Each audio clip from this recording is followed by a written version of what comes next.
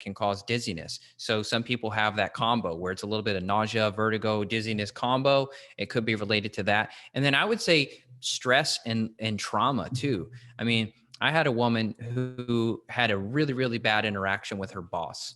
And every day on the drive to work, she would get nauseous. And I thought, okay, what's in her car?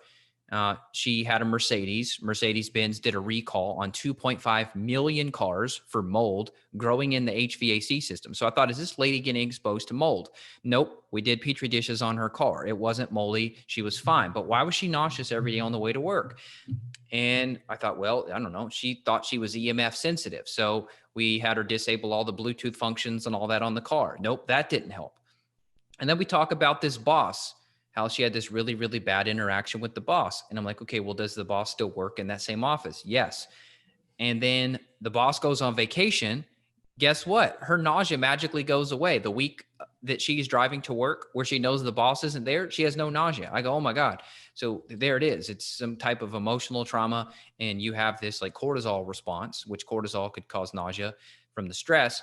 And so we just had her start doing tapping. We had her do emotional freedom technique, tap, tap, tap it out. And the trauma went away. And now she could drive to work without getting nauseous. So sometimes you have to probe, and sometimes you think it's going to be something simple, and it ends up being related to that. So don't forget about the emotional component. If you've got bad boss, bad spouse, let's say you're getting nauseous on the drive home and you're going to go in and you and your husband still have some stuff to resolve.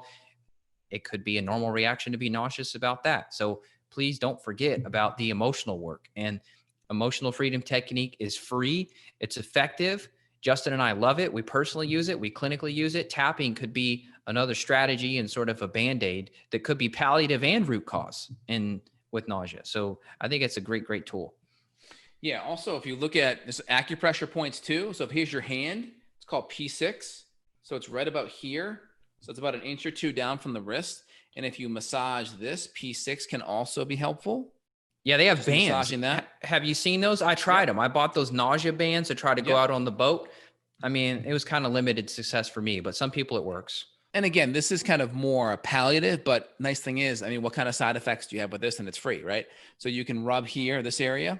Yeah. So people listening on audio, he's showing you right on the inside. It's in between the two tendons right there, right on the wrist, kind of maybe 3 inches south of your wrist, headed up towards your elbow, but on the inside of your arm. And then the other point he's showing is right on the back of the hand, sort of in that little crevice where the thumb and the pointer finger are going to meet. Right, that in between there. You're saying just hold it there, and that could help.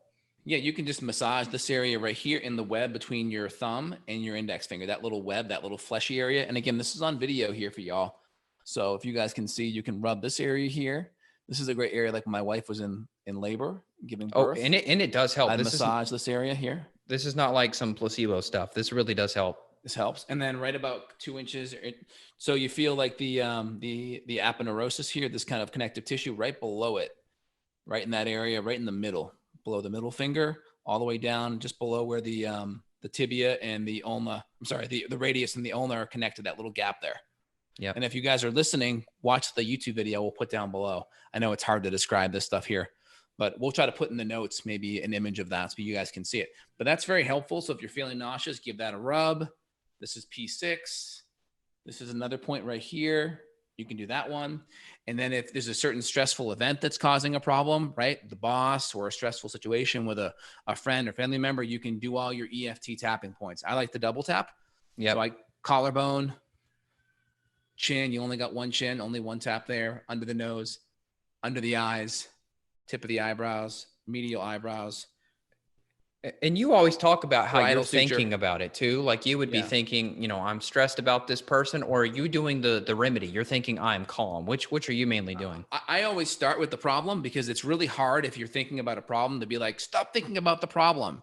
You kind of need to calm the problem first, and then you can start thinking about what you want to manifest. So I'm just like, hey, that boss issue, like, man, this person's really driving me nuts, man. I'm feeling really anxious about this boss issue. Wow. Like really stressed to go to work today. And I'm thinking about that. And then once I do a couple of rounds and that level's down, then I switch. Then it's like, all right, we're going to have a great day at work. We're going to have awesome communication.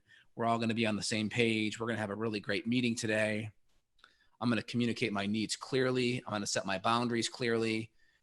So you can kind of talk about what you want to manifest afterwards. So I try to get the sensation level down below a 5 or so, scale of 1 to 10, 10 being the worst. Maybe you're at an 8, get it below a 5. And then you can start doing it while you focus on what you want to manifest. That's very helpful. I think that's really good. And then you can do the points too. You can also tap these points if you want. P5 or P6, you can tap these points too. Yep, I love it. Also, the peppermint oil and some of those things, essential oils topically could be very beneficial too, whether you're just sniffing them, whether you're putting like an anti-nausea blend in a diffuser. I know when I had gut infections, I was doing a lot of peppermint essential oil mixed with coconut oil to dilute it, and I would rub that topically on the belly. It was a game changer.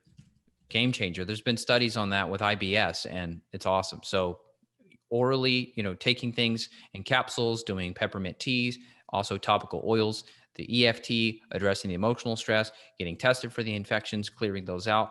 There's a lot of good tips in this thing. So if you need to replay this podcast twice, do it and share it with people, because there's a lot of people suffering and they don't get the answers they need. I really hate when I look at a list of supplements or medications that our clients are on when they first come to us, and they're doing 2, 3, 4 things just to try to help get them out of bed. It's like an anti-anxiety, it's an antidepressant, it's an anti-nausea, it's an IBS drug. It's like, oh my gosh, we got to help this person. 100%.